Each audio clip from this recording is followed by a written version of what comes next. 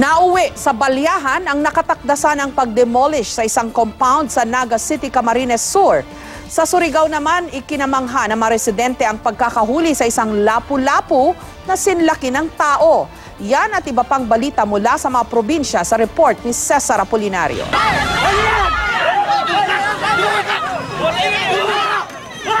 Napuno ng tensyon ang ikinasang demolisyon sa Barangay Kararayan sa Naga City, Camarines Sur kaninang umaga. Kaya siyempre, paprotektahan ng samuyang pagkabuhay sa kasamuyang mga istaran. Nakipagbalyahan ng mga residente sa mga otoridad. Isang pulis ang nasaktan ng mapilipit daw ang kanyang braso at tadyakan ng isa sa mga residente ang kanyang panangga. Agad ding nagbarikada ang mga residente para hindi makapasok ang demolition team. Gita mga residente, hindi raw makatarungan na gibain ang mga kabahayan dito dahil may inihain daw silang motion for reconsideration. Paglilinaw naman ng mga otoridad, iisang tao lamang daw ang dapat na nakatira sa lugar.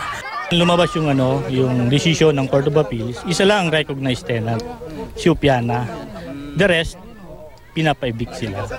Sa ngayon, binigyan muna ng isang linggong palugit ang mga residente para lisanin ang lugar.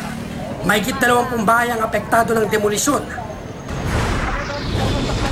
Agaw pansin naman ang lalaking ito na nag-ala Ironman habang naglalakad sa kalsada ng Santo Tomas, La Union.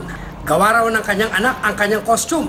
Pinagsama-samang rubber sheets, lumang flashlight at mga materyales na galing sa mga lumang laruan ang ginamit dito.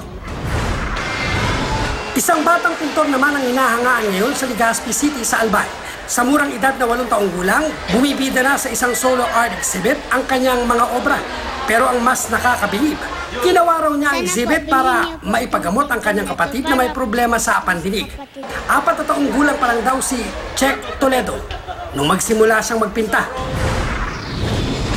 Hindi naman maikakailang mayaman ang ating karagatan. Dito sa Surigao City, kinamanghan ng mga mangingisda ang pagkakahuli sa isang dambuhalang lapu-lapu. Ang kabuuang bigat nito, halos 130 kilos. Labis naman ang tuwa ng mga mangingisdang nakahuli sa lapu-lapong halos sinlaki na ng tao. Cesar Apolinario, GMA News.